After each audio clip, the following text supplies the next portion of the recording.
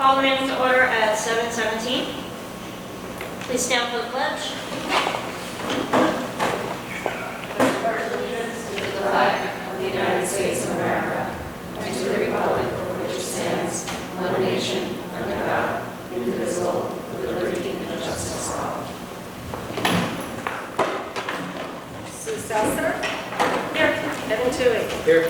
Michael Buckley. Here. Michelle Kaiser. Here. Barbara McInerney. Here. Thomas O'Brien. Here. Thank you. Okay, exits are on either side of the gym if there is an emergency.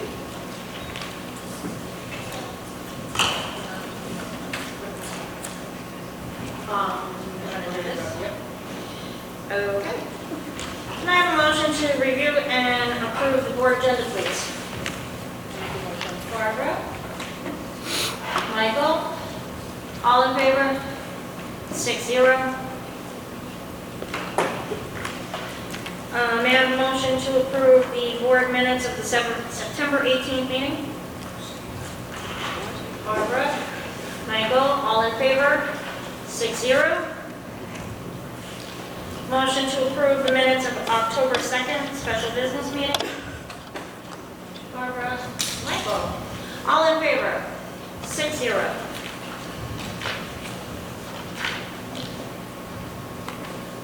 Statements, numbers. I just want to wish everybody a nice Board of Education Appreciation Week coming up. It's next week.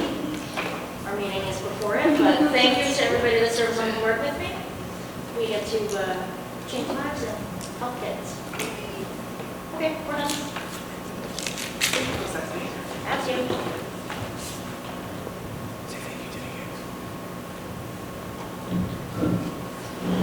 Good evening. Thank you for the opportunity to speak this evening. I wanted to begin there we go. By saying thank you to our Board of Education members. If you look around the room and on the table, you'll see some tokens of appreciation from many of our students. I put the call out to our K-8 faculty saying, if anybody would like to send something, and the response was overwhelming. There are literally displays behind us on either side. There are displays hung on the ends of the tables, on the tables, and then on the tables behind. They drew pictures of people too. That was fun. I didn't say it. The work you do as a Board of Education is, as Jesse Dwyer said in the paper earlier this week, it's very much a thankless job. It is something that nobody really knows until you're on the board, the hours that it takes, the attention that it takes, the work that it takes. I am very aware of all that each of you give to the board and to this role and how seriously you take it, and I very much appreciate each of you for what you contribute to the board as an individual and what we are able to accomplish as a team. So thank you to each of you. So my update tonight, I really just have two quick items that I wanted to share with you.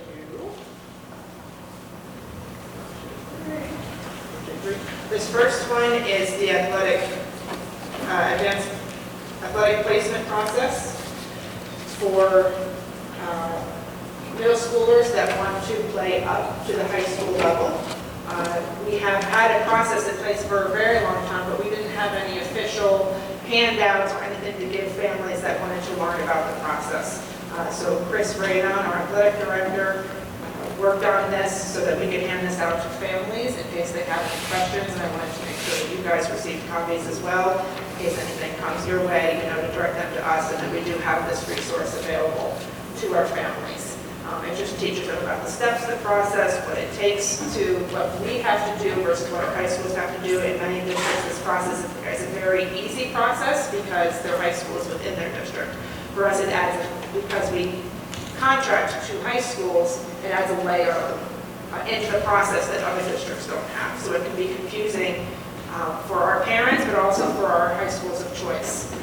So this hopefully will clean up some of our process, help clean up some of our processes and make it more transparent. Another pamphlet that we had made is about the high school choice process. So as you know, we revised some of our contract with our high school choice, even as recently as last month, specifically related to transfers. Mr. Golovchik, Mrs. C. Worked on this pamphlet about the high school choice process. This pamphlet will be updated each year with specifics, but it has information that will go out to every single family about the dates of the visits at the schools, information on how to shadow at the schools, as well as information about the transfer policy that we have in place on the back. So this, like I said, will go out to all families, and I believe Mr. Golovchik is handing it out at his individual parent conferences that he's having with every family. So that's just two things that we've implemented in the past months to try and make our processes and procedures more transparent and make sure that everyone gets the same information. As you review these items, if you have any feedback, or if you get any feedback from parents, please forward that on to us. As in anything else, these are working documents, and we will improve them over time. But I think this is a really good start, and I appreciate the work of Mr. Golovchik, Mrs. C., and Mr. Raynon in the development of these pamphlets.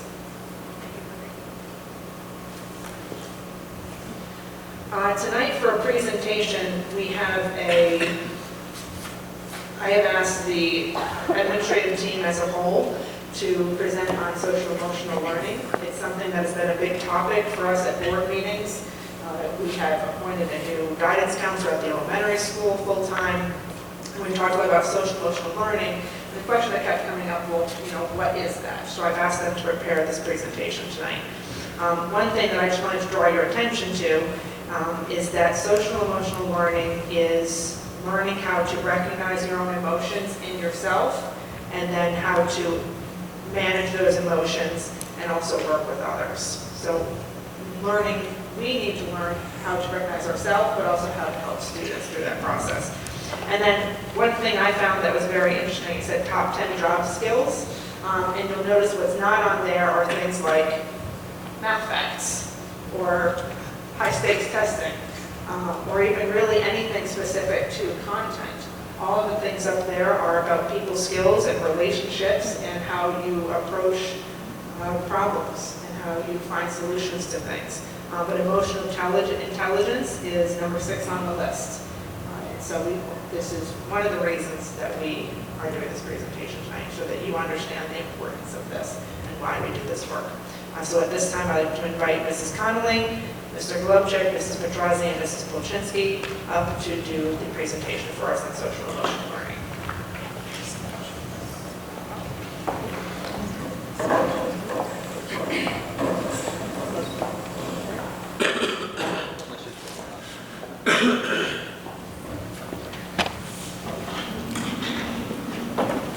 Thank you. This is our social emotional learning. It's basically giving you an overview on what the New York State social emotional learning standards are and what it means for the districts. We have a short video that we wanted to present to you, which ties into our social emotional process that we are doing with Dr. Ellen Connors this year.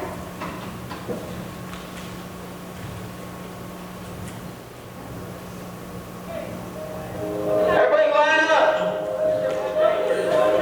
Shoulder to shoulder. Take off your backpack. Basketball, line up. We're about to race. And we are racing for a $100 bill. The winner of this race will take this.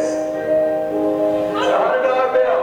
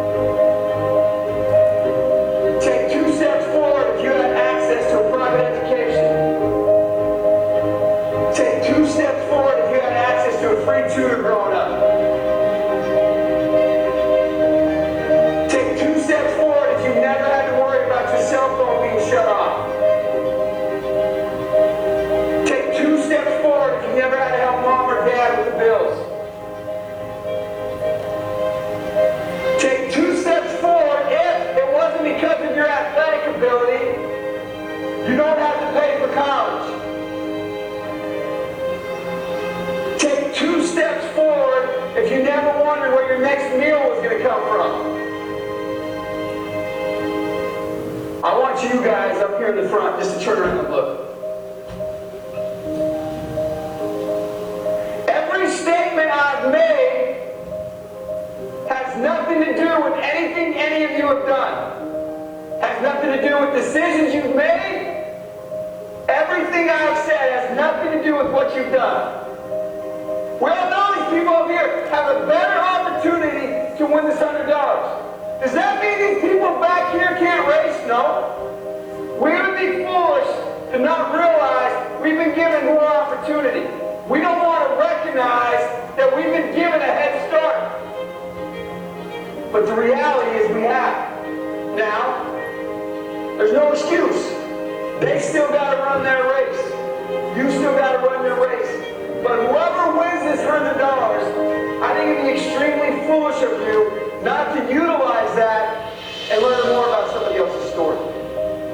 Because the reality is, if this was a fair race and everybody was back on that line, I guarantee you some of these black dudes would smoke all of you. And it's only because you have this big of a head start that you're possibly going to win this race called life. That is a picture of life, ladies and gentlemen. Nothing you've done has put you in the league that you're in right now. When I say go, on your mark, get set, go!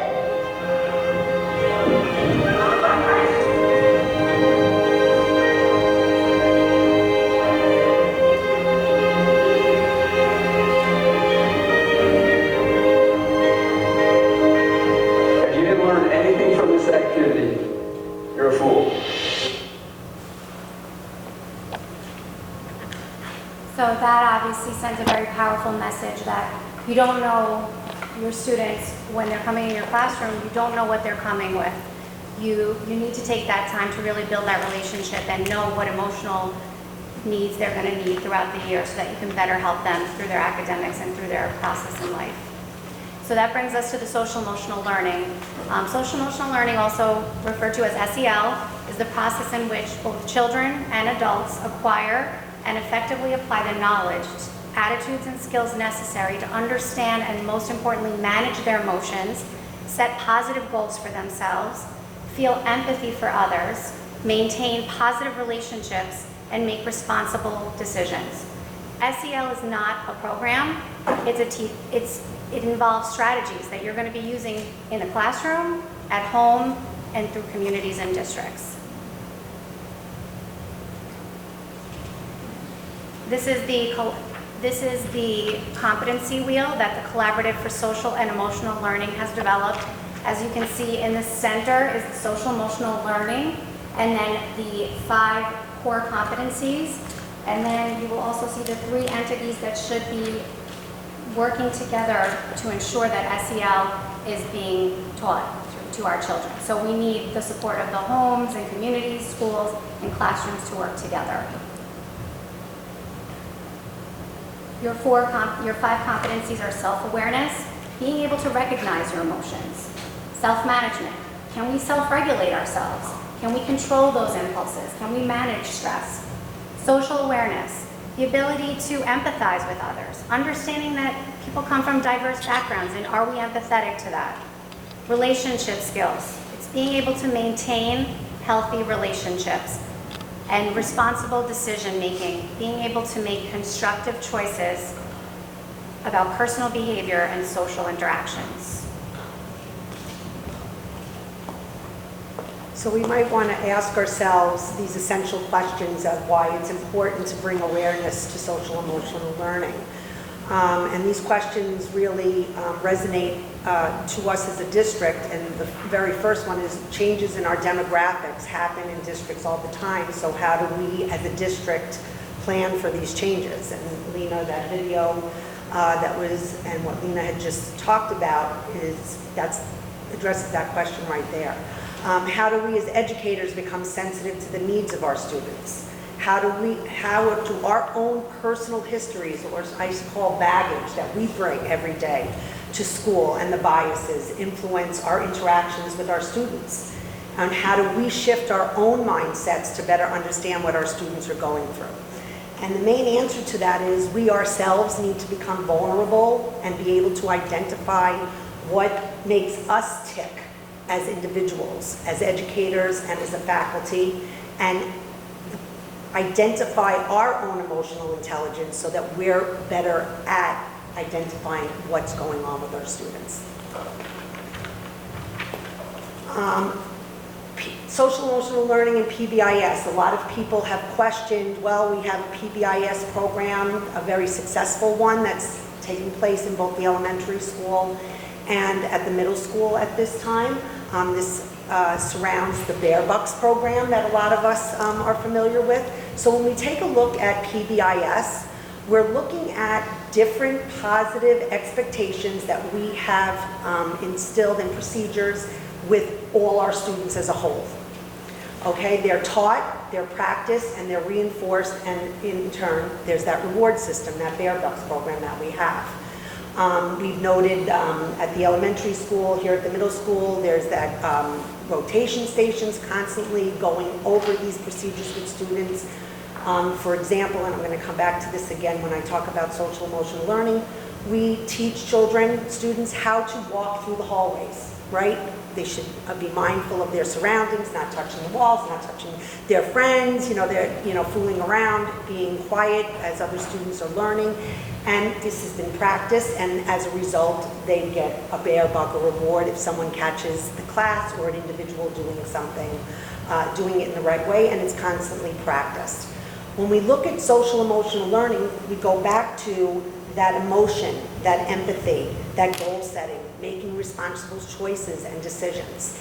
And we teach these skills explicitly, and we provide opportunity not only for the practice, but for the feedback involved. And then we apply them around our content area throughout the school setting. So we take a look at, if you want to compare the two, a PBIS system is more of a whole, and when we look at social emotional learning, we're targeting an individual. And a counterexample to the walking in the hall, we as faculty members take a look at a group of students walking through the hallway, and we note that one student in particular might be slouched over, might be sad, their posture, or they just might be retreating into themselves. And then you either heard earlier in the day or maybe even later in the day, you hear a teacher say that same student was in their classroom and their head might have been down, or they weren't answering questions in the positive manner that they were doing in the past. Or another student might have come to one of the faculty and said, my friend so-and-so isn't feeling very well today. Something happened at home. So that's where we tap into the individual versus the whole. And by the way, both work well together. Why do we need SEL at Greenwood Lake? Because there are a variety of issues that our population of students are experiencing today that they are simply not prepared to deal with. We have kids whose parents or guardians are in jail or battling with drug and alcohol addiction, others who overhear bitter exchanges between their parents who are separated or divorced, others who are so influenced by outside factors such as social media posts that we are seeing a distinct rise in anxiety-based breakdowns. We've had students search the internet for and make statements that are inappropriate or outright calls for help. Specific examples from our middle school and elementary schools include a student thrashing at staff in an anxiety-induced panic attack, a student chanting inappropriate, use your imagination, N-word, cotton picker, Go Guardian alerts letting administration know a student searching for instructions on how to kill themselves, social media posts of sexually explicit photos passed around, a kindergartner having to call 911 to report his dad hitting his mom, young child unable to focus on schoolwork because mom is in the hospital from a drunken fall, an exhausted student kicked out of a relative's house who had to spend the night sleeping on mom's lap against a tree for support. Heartbreaking situations that our students are going through. These are our kids. And want to look at our slide, a review of last year's disciplinary referral data from the elementary school shows that these stressors we've just discussed are causing outbursts in our school that are primarily expressed in the form of physical contact with others and disruptive, disrespectful behavior. Those are the two main areas, but you see there it's expressing itself in a number of ways. The good news is that research studies have shown that the incorporation of targeted social emotional learning curriculum results in a reduction of such behaviors, along with the added benefits of improved motivation to learn, a deeper commitment to school, and higher achievement scores. When children feel valued, loved, and supported during their times of emotional crisis, it bonds them to their school, and they feel engaged and motivated. So the Orange County has a youth survey that's administered to 8th graders every other year. So last year, this survey was administered to our 8th graders, to our 51 8th graders. Prompts on the survey are related to health, safety, and social emotional development. Students were not given any lessons before taking the survey. And so here are some areas of concern that we noticed after looking at the survey results. So 15% of students have used electronic cigarettes. Students reported using opioids at home by themselves. 30% of students said that they consumed alcohol. 15% of students said that they consumed alcohol in the last month. 10% of students reported binge drinking in the past 2 weeks. Students reported drinking at parties. There has been a 20% increase from the last time the survey was given. So last year was 2019. When it was given in 2017, a 20% increase in the number of students who felt life is not worth it. So that right there taps into the social emotional awareness that we are trying to manage and to really be proactive with looking at social emotional learning. And then after seeing the results, we wondered if students understood what they were actually being asked. We wondered, do students know what it means to cut school? Do students know what it means to binge drink? So what we did, if you move to the next slide, as a next step, we decided to create our own survey to administer to students in grades 7 and 8 this fall. So we increased the data pool. We went from 51 students to 98, where we held a health lesson with students beforehand. After developing the survey, I met with the guidance counselor, the PE teachers to review the plan, and also how to pre-alert for specific vocabulary, health education topics such as cyberbullying, and making healthy and safe choices. And these lessons were administered by Mr. Cron and Mr. Radon. So in creating the survey, we looked at language from the Orange County Youth Survey. And one of the things that we noticed is that there were a lot of double negatives on the youth survey that was originally given. So we wanted to avoid those. One important note of information is that the percentages, as I mentioned, of students originally, when we're going to look at the data in a second, was with the 51 students who took it in the fall, June of 2019, compared to the 98 students who took it this fall. And then below is some of the comparison data from year to year. So when you look at 30% of students who reported having skipped or cut school, where 0% reported that on the 2019 survey. It was even, when we gave the survey in the spring, the instructions were to just give it to the students. We had sent it, for those of you who had 8th graders last year, you know we sent home a consent form. Students were not given that much information other than that they were taking the survey. Even with pre-alerting students and letting them know this fall the data was going to be kept completely confidential. We did not know, I don't even know which students answered which questions because we hid that information when we created the survey. Students, I felt, were even more apt to being honest because they didn't know, they weren't being recorded in terms of which student was. So 0% said that they had skipped school or cut school. In terms of cyberbullying someone, that also was significantly reduced from 11% to 3.1%. Students reporting ever vaping, 7.1% to 2%. Of course, it's also, you're factoring out a certain group of students. I think last year's 8th graders versus this year's 7th and 8th graders, so it's a different group of students. In terms of students regularly vaping, this was a question that we added, so 2% said that they had done that. Ever used marijuana, 5% last year versus 0% this year. Ever consumed alcohol went from 30% to 21.4%. And then just as one note, the national average of first trying alcohol is at age 11. So that's just an interesting piece of information. Engaged in binge drinking went from 8% to 1%. And I think that also there again was pre-alerting students to what that language actually meant when we administered the survey this spring.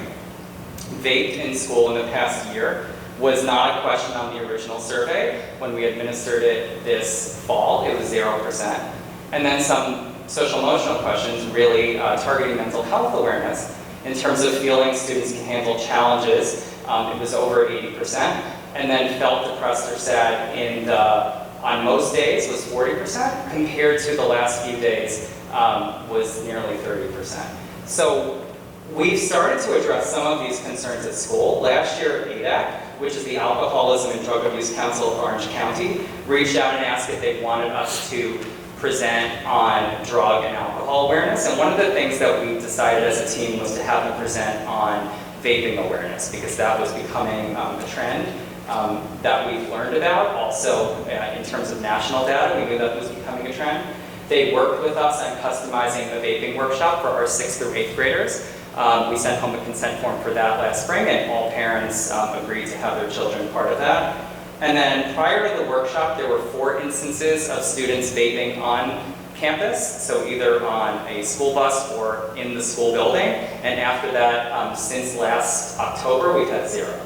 So I do think that students being made more aware of it, plus also all of the videos of seeing 17-year-olds and 18-year-olds with collapsed lungs, I think has helped. As part of the health conversations we had this fall that Mr. Radon and Mr. Cron had, we also showed a video of one of the students who was in the news, I believe from Indiana, if you remember that from a couple weeks ago, that had made national news.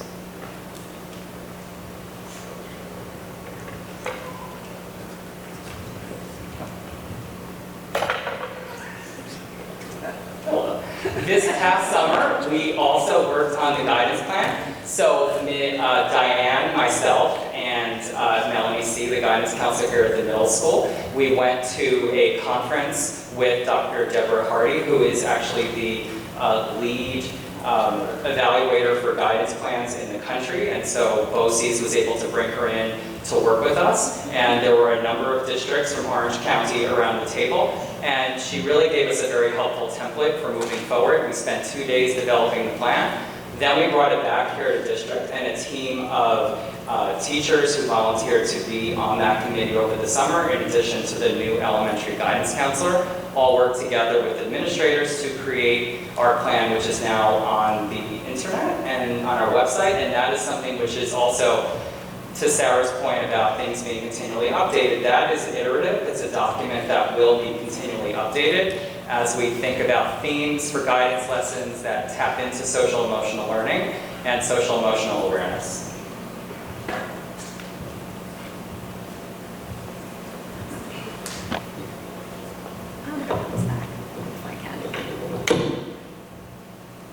So those are the themes that they came up with over the summer. And to speak to that just briefly, at the elementary school, I know the guidance counselor has begun with those monthly themes, pushing into classrooms, teaching those themes to the children, choosing, I am responsible, I make wise choices, and we're looking to highlight those within the counseling.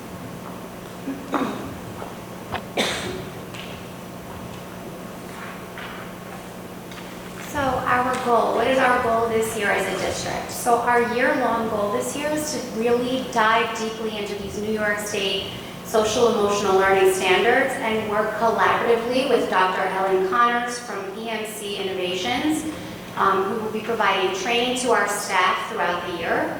And through our work with Ellen, our journey will include learning, collaborating, and modeling.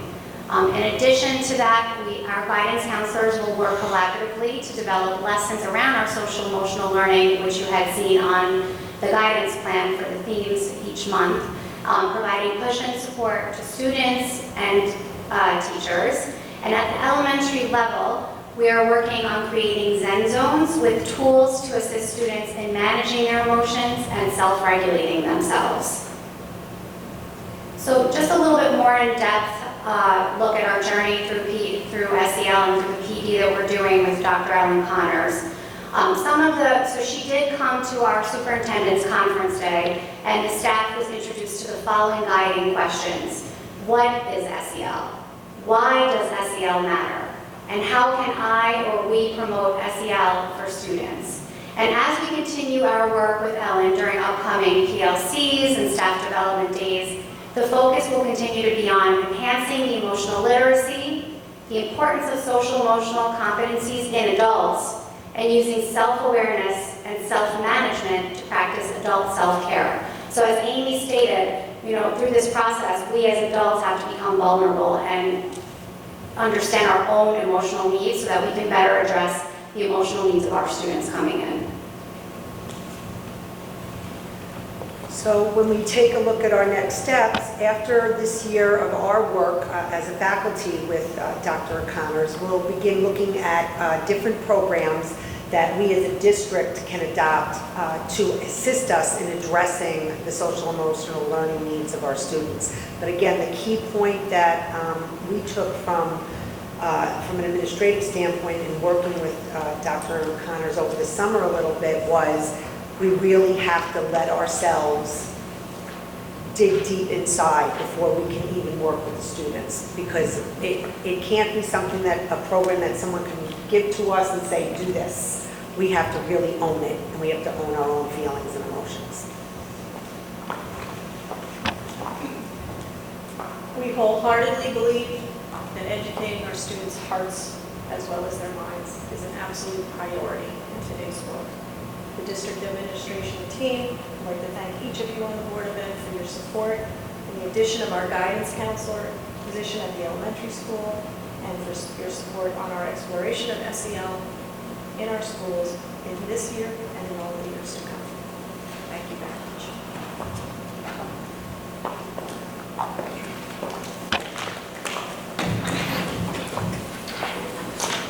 Board members, at this time I invite you to share any comments or questions that you have regarding anything that you saw, and questions can be answered by myself or the administrative team. Questions or comments? First, thank you. That was a very informative presentation. Any questions? Thank you. There's a lot to digest for Yeah, us. it's a lot to digest. It's a lot. We may have a question, next one. So one of the things that I just wanted to point out was specifically with the survey results, and this is kind of stating the obvious, but one of the things that we're very cognizant of is our survey is beginning of the year 7th and 8th graders that are still very much young middle schoolers, whereas the county survey is end of 8th grade, they're almost high schoolers at that point. So they are in two very different stages of their growth and development. So these students, we just have to be aware, we are still using that spring data to say, okay, this is what kids in our community are doing overall, and we are using that to guide it. We are not under any sort of misconception that this isn't going to happen or it's not going to happen, because something went from 15% to 0 doesn't mean we fixed it. It just means that what we're doing is starting to work, so let's make sure that we continue doing that. I know one of the things that the board had a question about was about social emotional learning, specifically related to PBIS and that interaction. Do you feel like you have a better understanding now of the interaction of those two programs and why we need both? Thank you very much, the four of you. It was excellent. Excellent. I have nothing else. Any board member reports? Anything anybody wants to share? PTSA liaison, please. I know you're here.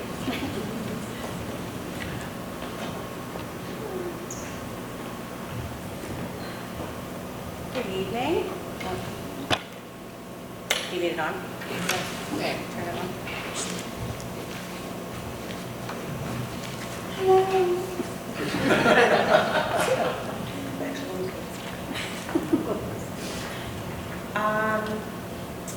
thank you for having us. School pictures went very, very well. I spoke to the studio last week, and the proof sheets should be here next week.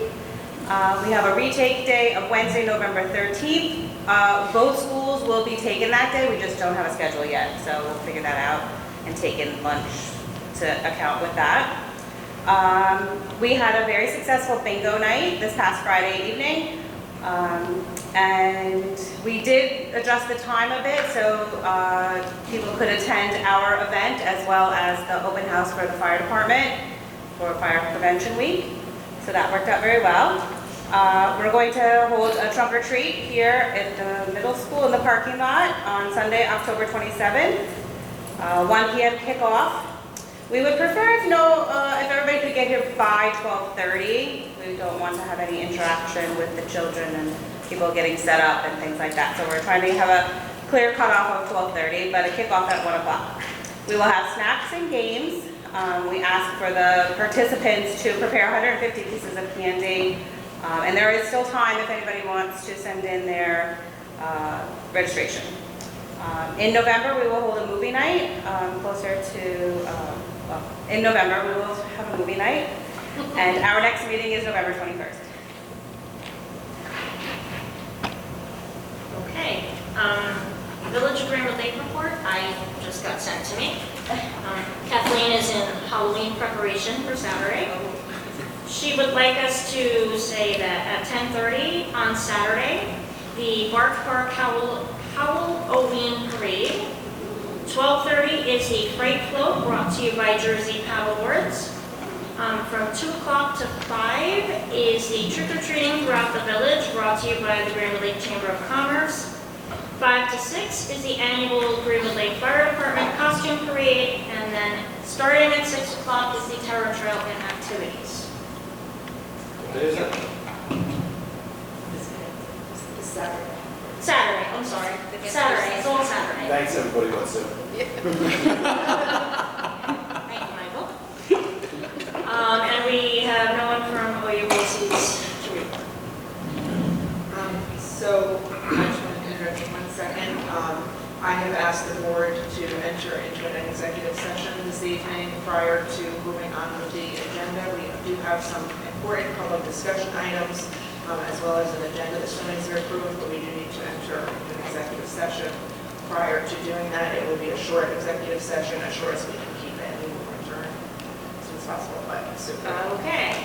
Can I have a motion to enter into executive session for matters leading to the appointment of a particular corporation and to seek advice from legal counsel? Motion, Barbara. Second, Michelle. All in favor? 6-0. We will be back shortly. Call the meeting back to order at 8:38. I'll make it. Second, all in favor, 6-0 to call the meeting back to order. Now we're moving on to our discussion section. Sarah, would you like to take the lead on that? Sure. So, new part of our board meeting tonight is we are going to be talking about some discussion items publicly. Before we do, I just wanted to just let you know that coming in November, we will be doing it as a board request. We will be doing an overview of ESSA and the reporting requirements that are new regarding the ESSA regulations, as well as the transportation overview that was requested by the board in September. So those two presentations will come. All right, so our first discussion item this evening is our homeschooling policy. It is policy number 8470. The background for this discussion is that a few of our homeschooling families asked the board to review the policy, especially as it related to resources and materials being made available. This policy was updated in fall 2017 by the Greenwood Lake Board of Education. The policy committee did review the policy in September 2019, but they did feel that it was important to go to a full board for discussion prior to changing anything or going to another first reading. So on here in front of you, you have a copy of the full policy as well as some questions and answers specific to homeschooling students, resources, activities, etc. And I have the wording of the policy up here as well.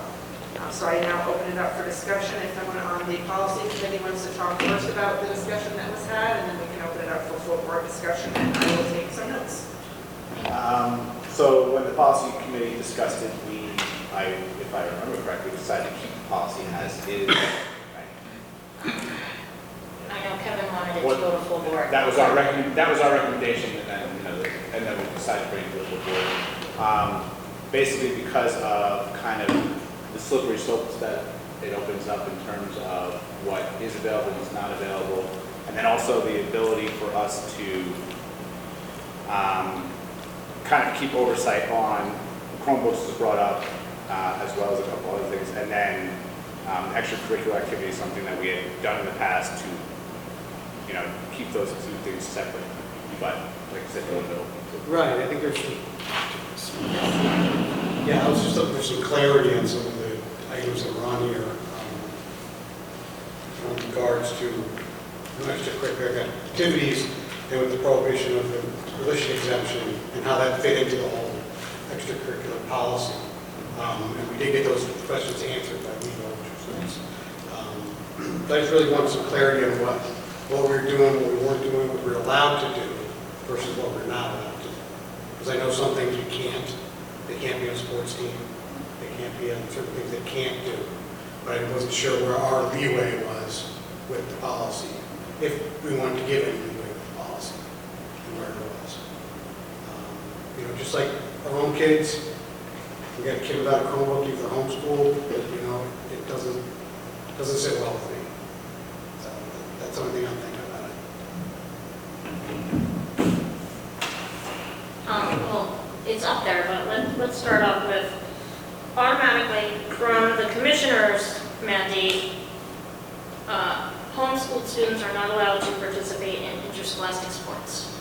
So that is immediately not even a discussion. You're not allowed to participate in sports.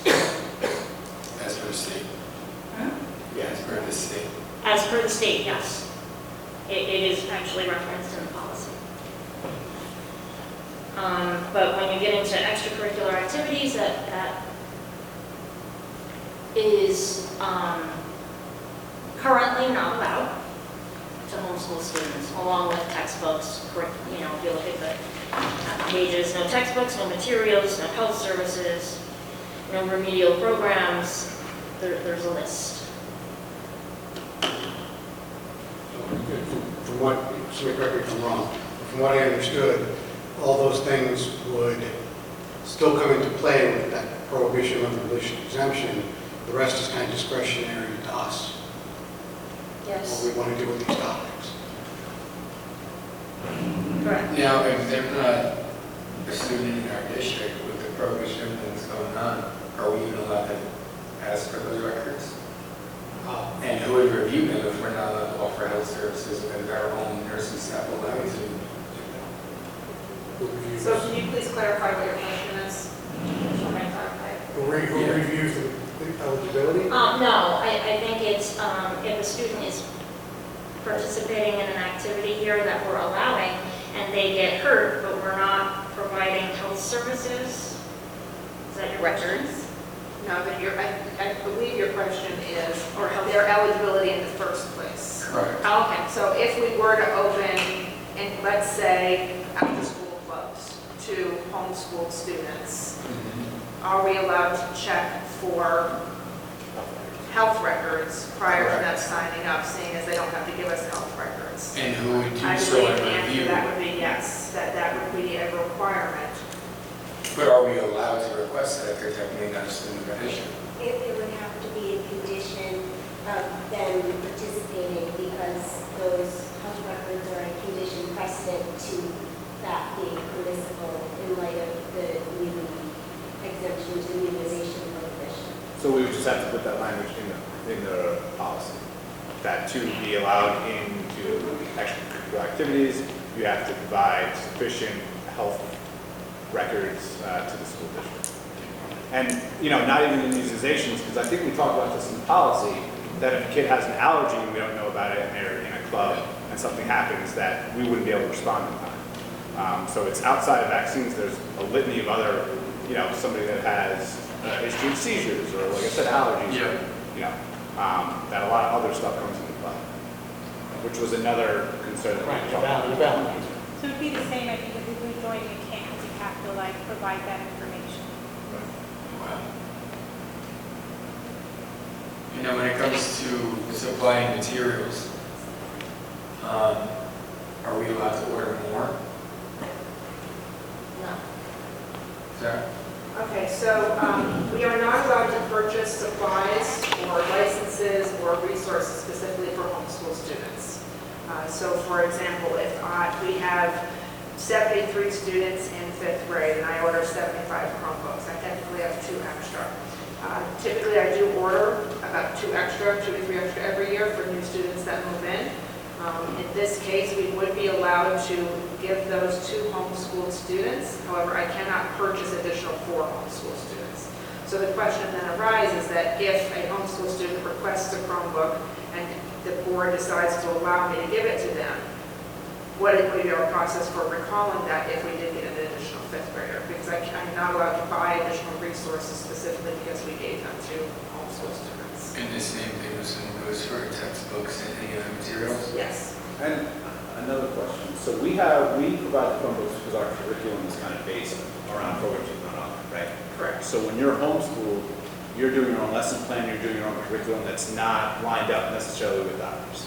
Correct. So essentially, you could still make the request for the Chromebook as a homeschool student, parent, what have you, but not necessarily for the purposes of running the same programs we are, but just making a request to have it home.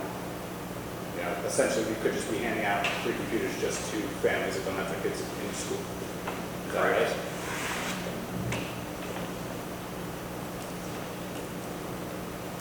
Comment, questions? So it's kind of like it's out of our hands. So I would like to get a general consensus from the board so that we can go back to policy committee on whether we want to move forward with opening some of these items and things to be available to homeschool students, or do we want to leave the policy the same? Part of me just wants to say, I'd like a different district to test this out before we do. Just because there's so much potential gray area in these policies. Just one comment. I believe Warwick does allow some homeschool students to participate in some of their, if you want to maybe touch base with them. I know that I think they allow homeschoolers to participate in some extracurricular activities. What those specifically are, I don't know. And just keep in mind that homeschoolers do pay school taxes as well.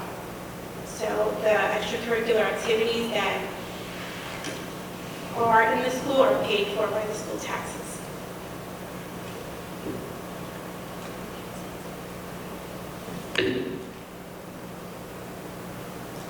What are the negatives to this? What are the negatives To opening it up. Yeah. Like, Litigation. I mean, even outside of Potential litigation, like I said, I mean, I personally would keep the policy as is. Like I said, we could get requests just for, all sorts of random reasons that don't really, they might be using the supplies that we use or provided properly. Outside of the health backgrounds of children that might be coming into district to do that extracurricular activities, there's also, when we had a presentation tonight, the emotional aspect. You don't know kind of the background of these children. The people that run these activities don't know the backgrounds of these children. So that opens you up to possible, issues, what have you. I mean, that's my view on it, where, I think what we have in place is erring on the side of caution. What have we done this thus far to support them? So this is with homeschoolers, have we done anything to try to aid them? So I did meet with a small portion of our homeschool families in August. They had 2 requests, and one of them was to review this policy.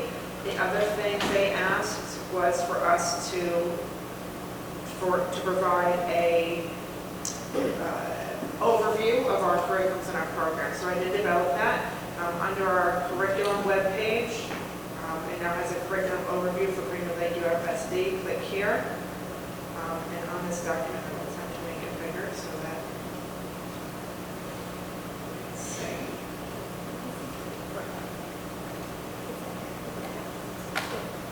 So this tells by grade level, K through 8, what our different programs are for the different subject areas. So for example, in reading, our main curriculum we use reading workshop. We don't subscribe, we don't have a basal program as far as like reading wonders. We have reading workshop, which is based on Lucy Calkins' reading units of study, but teachers work and build and create those units of study on their own, but it is based on something. So that is listed there. Then I listed support resources. So support resources that we give students as part of being enrolled in the district. So for example, as IXL program, which is an online program, students can practice skills. We have a Shape 3000 starting in second grade, et cetera. And then in some cases, we have assessments specific to that curriculum area. So for example, in reading, we use the MAP testing. We use our reading benchmark system. We also have a scholastic reading inventory, which gives students a lifestyle level. I did that for all of the different curriculum areas that we have. And then we also have additional specialized resources, such as kindergarten screening tools. We use the Dial-4. This year we added in using the measure of academic progress. For response to intervention, we have AIMSweb, which helps us do our progress monitoring for students. So we did develop I developed this.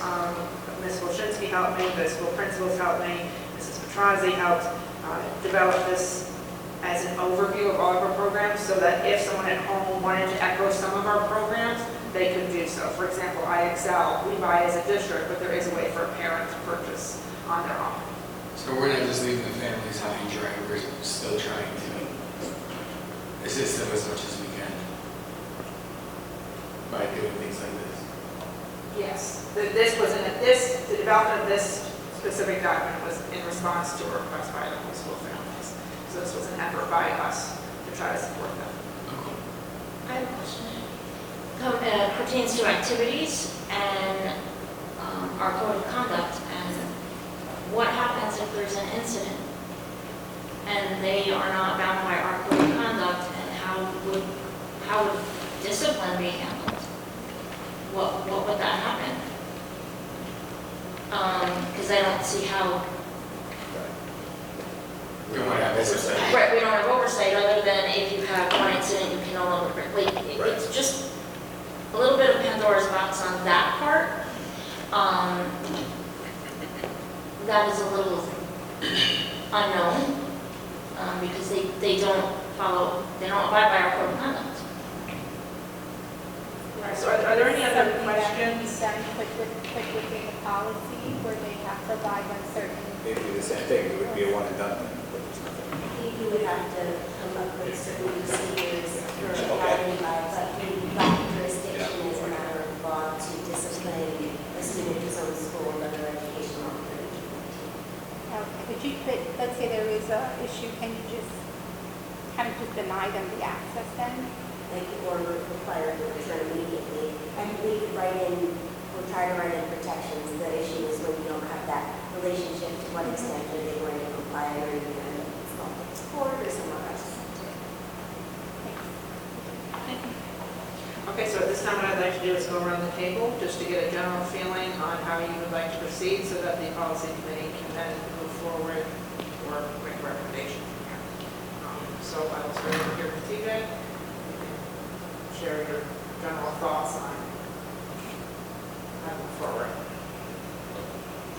I like that we're trying to support the families by offering as much information as we can. But I think at the end of the day, we should keep the policy the way that it is for now. There's too many what ifs, unknown variables, and possible litigations and everything. Okay. I agree. Policy should remain as is. I agree, it should remain as is until there's more guidance from the commissioner. Yeah, no, we have to agree at this point. Still more questions than answers.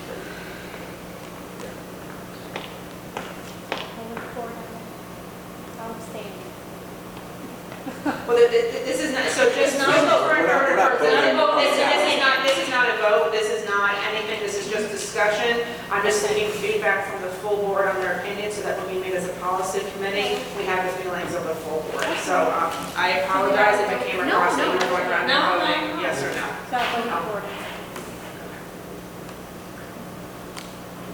I would just like to say publicly that I know this is a difficult situation for many families that choose to homeschool.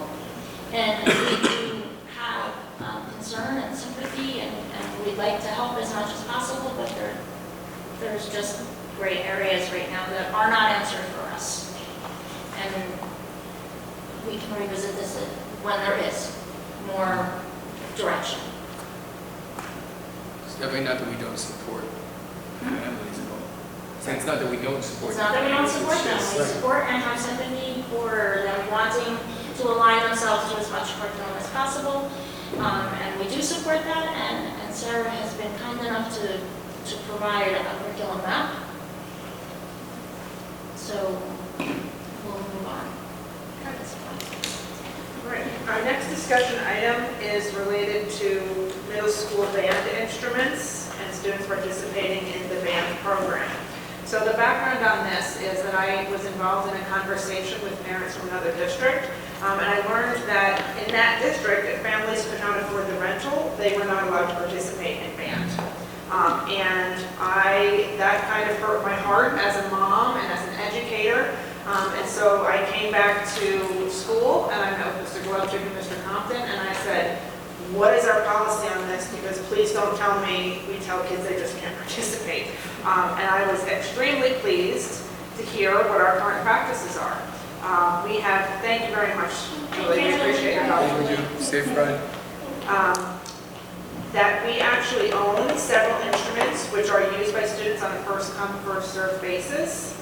Some are shared by students and signed out by day to take home for practice. So a fourth grader might take it home on Monday, and an eighth grader might take that same instrument home on Tuesday, but they do it daily sign out instruments. So we do have some instruments here in district. We tend to have change mouthpieces. Yes, we do change mouthpieces for each student. Each student does have their own mouthpiece. They are I just want not, to make sure. they are not swapping stick via device. Have to say. An interesting fact that I learned today is that actually 14 out of 49 of our current fourth grade band students use a school instrument. So that is 30% of our band are able to participate because we have instruments in-house. And if we didn't have that, they would not be able to participate. And generally we find that out by a parent emails Mr. Compton and says, look, we'd love to participate, but my child would love to play the saxophone, but can't. We just can't afford that rental fee right now. Mr. Compton says, well, we happen to have a saxophone. So it is a large portion, and it actually does align with our free and reduced lunch percentages. That is about 30% of our kids that are using a school instrument. So the question I put before the board is, are we comfortable with our current practices, or would the board like to explore some other options in terms of providing band?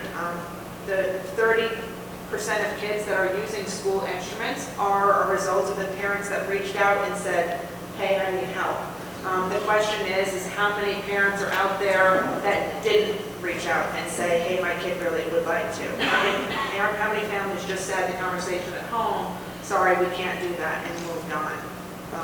And they really feel apart from the school or apart from the district. We don't know the answer to that, but that is something that could potentially be answered in the long run if we were to open up and have some additional resources. So I open up to the board for questions regarding this. Do we know how much extra equipment we have today versus, we know what's used, but do we know how much was not being used? How many what? How much extra equipment we have that's not being used today? So as far as I'm aware, all of our instruments are being used. So we're maxed out at 14. We are sharing it. So these are all the instruments that we have. Now, there are also some instruments that cannot travel back and forth. For example, a timpani drum set. That does not go back and forth in mom's car. So they may have one at home and they may have one here at school. That's a lot. Okay, that's a lot of instruments. That's what we have today. This is what we have today. We have tubas, clarinets, flutes, saxophones, baritones, trombones, drums, a xylophone, a flugelhorn, and a double and single horns, but I don't know what that is. I have a question. Just like we make these that go over things, is it possible to have something similar when it's time to sign up for band, besides providing instruments that we already have, that makes it a little bit easier for them to contact and say, you know, I'd like my child even try an instrument, it would be a financial strain, or, you know, is it an easier way to send something home with them that gives them a way to contact or email? Yeah, exactly. So it's not even a phone call, that it's a simple email or something, or send something back on a flyer that they need assistance. Yeah, we need a 1-800 Mr. G or 1-800 You know, something like that. so they can talk. They got to feel comfortable calling you guys. But they Yeah. can send home, I thought we got like a form home that kids picked. So Does it yes, say we do anything have about- something similar to what you're asking. We can certainly add something like that, but it has, Mr. Compton goes to our third grade classrooms in the spring. He does a review of all the different instruments, plays them all, lets the kids play and practice them. The kids vote and get to choose their top two, and then this goes home with the student with directions on how to rent. We can absolutely add something on here that says, if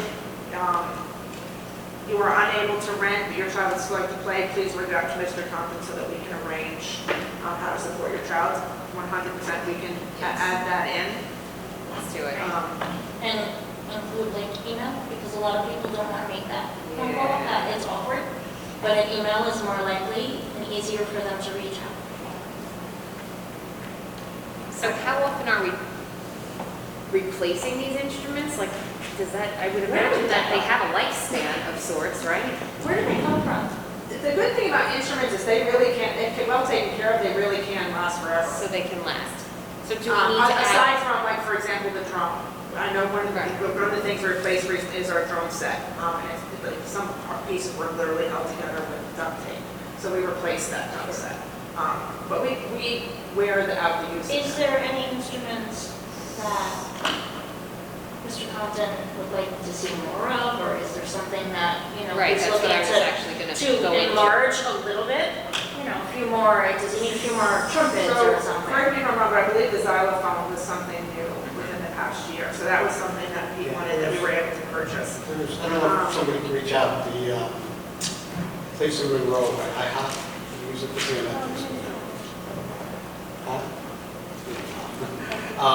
The gentleman that works there, the repairs all Music and the arts? instruments, is also music and arts. He's also a music director, I believe in Washington, don't quote me on that. But what he does is he can also come into the district and teach our music teachers how to repair instruments. He does like classes and seminars on that for our music departments. And he's very accessible. So I don't know if somebody wants to take a look at that, or that's Mr. Compton, he's to look at that. But it would certainly help keep things moving along back there. Although I have feeling Mr. Compton probably doesn't fix that. I was just going to say, right? Yes, Mr. Compton is quite capable. I did ask Mr. Compton for two prices, just for reference purposes only. One would be to outright purchase a full 4 through 8 band set of instruments and what that would cost the district. The cost for purchasing the entire set of instruments across 4 through 8 for every single student was just under $70,000. And that would be to buy absolutely every single instrument.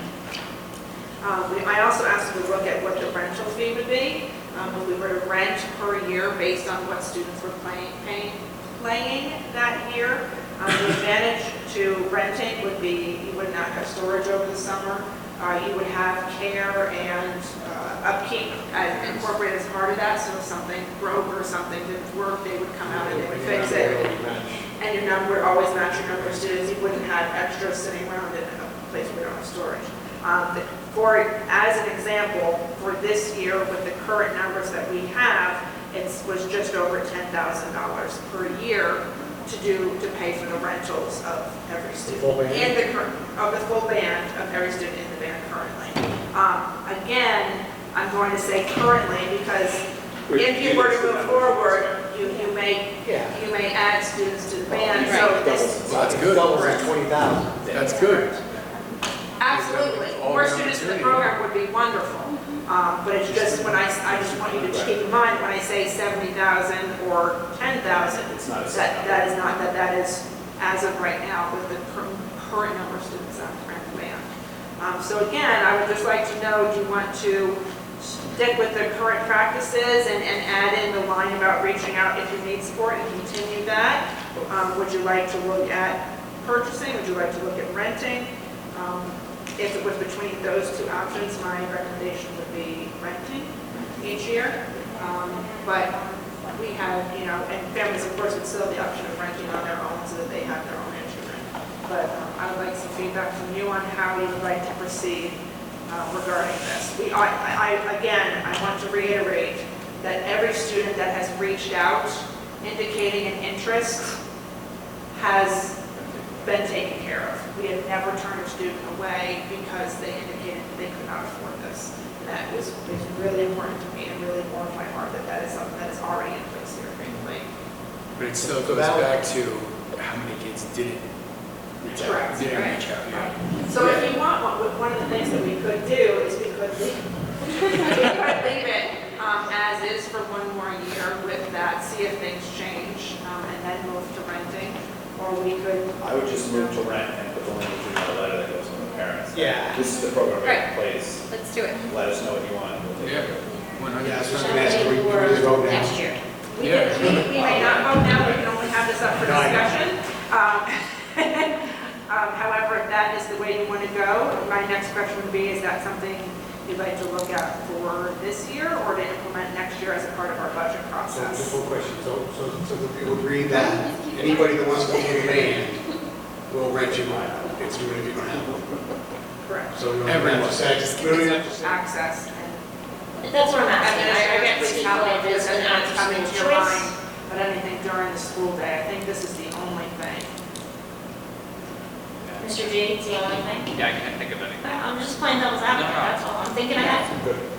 No, it's a good thought, and it's definitely something that would be the next thing to come up. Right. And I think the next thing absolutely will be Speed Club, but if we say that our line is within the confines of the school day. Yeah, It's part of our curriculum. right.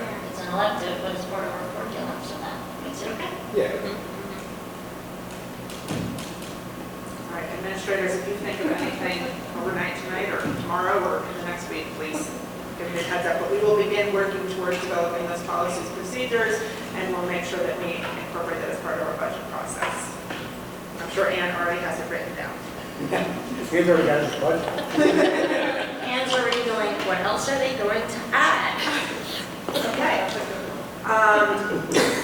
The next discussion item I have up is we have a shortage of substitute nurses, just like most other districts in the region. Substitute teachers is a shortage, but substitute nurse shortage is even more dire of a situation. So the background on this is that despite multiple advertisements on OLOS, which is the teacher recruitment website that we subscribe to, as well as advertisements in the paper, we still have very few nurse substitutes. There is one on the agenda tonight, so we are going to be +1, but we do have very few nurse substitutes. Any special requirement for being a nurse within the school? So, the current status is that only registered nurses can substitute. So you have to be a current licensed registered nurse, not an LPN. And I will talk more about that in a second. Ms. Petrozzi is prepared to speak to this as well if necessary. Right now, because there's such a shortage, oftentimes our nurses come in even when they really should or need to be out, because they don't want to leave the school without anybody. We have students in each of our buildings with medical needs such that there does need to be a nurse here full-time. We cannot have someone go between buildings. Where literally the time that it would take them to travel could be the difference between life and so I would not feel comfortable splitting a nurse between the two buildings. We are hoping that we can continue to advertise and we will get more RNs to substitute. But some options for giving us more options. One would be to utilize a nurse substitute agency. The difference here is we pay $125 a day right now, I believe, for nurse substitutes. If we were to go through an agency, it's $60 an hour. So you're talking 7 hours, about $400 for the day for them to come, someone from an agency to come in. This option has been rejected in the past by the Board of Education, simply for that reason. It's cost prohibitive, but it is something that I did want to bring up as an option to make sure we have somebody here. The other option is a licensed, an LPN or a licensed nurse practitioner. The issue there is they have to work under an RN, and they are not allowed to assess children, nor are they allowed to determine next steps in care. So because of that, it's an option, but it's not really an option because they really wouldn't be able to do anything. They would not be able to say, yes, this kid is sick, they need to go home. Or, yes, this kid has a rash, they need benefit. They cannot determine the next steps or course of action. Have we, in the past, or currently reached out to nursing schools about leveraging their networks for something like this? So nursing schools, So, it's like maybe alumni? yeah, I'm so. thinking like current nurses wouldn't be licensed. Right, essentially, generally, schools that do certifications like that, keep alumni records, do whatever, but generally you can reach out to them and use either their services department or whatever outreach that school or certification body might have. And many of them will give you access to their networks where you can even just advertise a job or distribute information about it. And it's an easy way to get, a broader reach to qualified people and possibly, just then have a list of people call. I think the issue with that, though, is even after they finish school, it's still a couple months before they get No, their state ID. I understand that, but the kind of organizations do that keep active roles for people like that, like it's something that they do. If we were to go with a nursing agency, do they even have nurses available? So the caveat with the nurse substitute agency is that it is only in advance. So if a nurse knows that they're going to be out on a certain day and none of our current substitutes took it, we could schedule it with the agency. You cannot call the agency the morning of and say, hey, I need a nurse. Right? So a sick day would not be able to occur, but I have a death in the family, I'm going to be out on Friday. That could be if none of our current nurses took it. Current substitute nurses took it.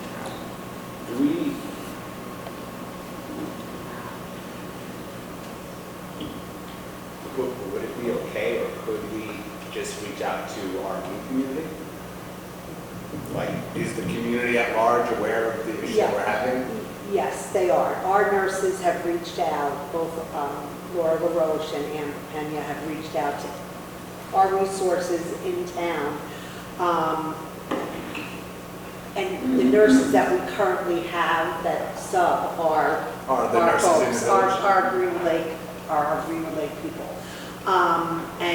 And I know this also because we have a student that needed a nurse. And so we resourced it that way. And it's people in the town told us to contact agencies. So because a lot of them work for the agencies now themselves. So it's problematic. And it's not just us. I go to my monthly meetings for directors across Orange County, and we're all in the same. So can we contract with an agency? No. Or does it have to be a specific person? Like an agency, we can call and say, we need a sub, and then they have, 15 people they can call and see if you want to No, do that. you can't, a nursing agency We'd have to doesn't contract. somebody. If you call at 6 a.m., they're not sending you somebody at 7:45. Their nurses are generally spoken for either on a case or have taken something ahead of time. They said they do have like a pool that they might be able, but again, it would have to be in advance. So if Laura or Amber knew they were taking a personal day or something to that nature, but it can't be like calling in the morning. Yes, we will, what I'm hearing, we will continue what we're doing, the idea about reaching out to regional colleges and look, asking our alumni, I think is a good one and worth seeking out. And possibly through this venue, with it being on, on the information television, maybe if the community Are sees you this. a registered RN? Do you come work for our district? Call me. You should make a I mean, Facebook I'm saying, video. and anybody on the board knows of anybody, Have we posted it on Facebook?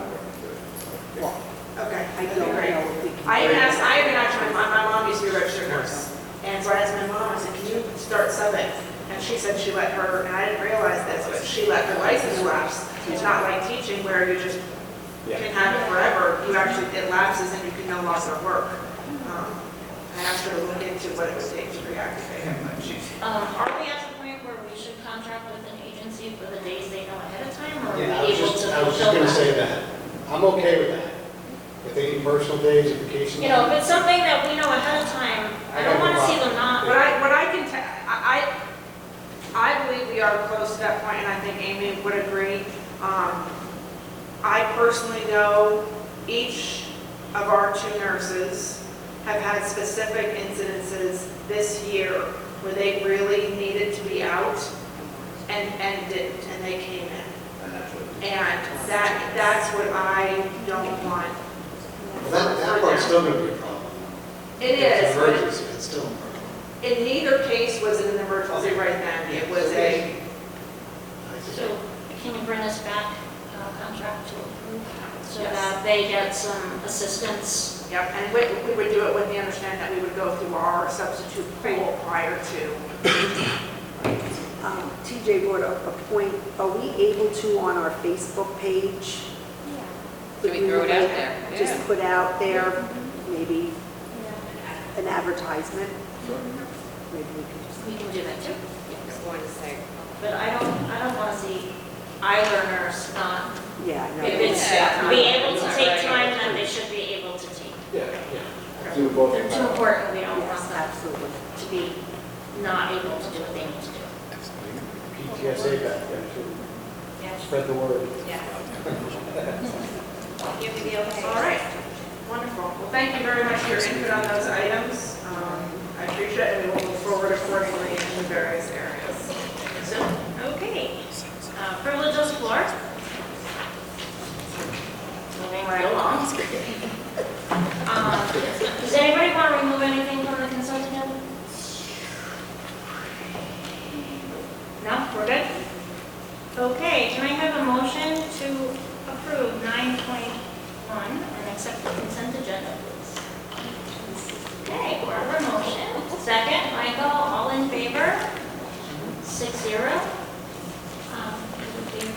Thank Mr. Raynon for his service. Yes. Okay, I'd like to, let's take a minute there. We would like to thank Mr. Raynon for all of his time and services he's provided and his great relationship with all the kids that he's had, and we wish him well in his next adventure. Yes, Mr. Raynon is moving up in another district into an administrative position. So we are thrilled for him. We are, and we will miss him. I'm going. I gotta put things. And he's gonna give me the next one where they're stapled together. Little tabs. Yep. Right? Okay, can I have a motion to accept the recommendations for CSE meetings? I'll make a motion. Okay, Barbara. Michael, you'll second. All in favor? 6-0. Thank you. We are going to enter into executive session in matters leading to the appointment of a particular person or persons. May I have a motion, please? I'll make a motion. Thank you, Barbara. Michael, second. All in favor? 6-0. There will be no action taken after this. Our next meeting is November 20th. Not here.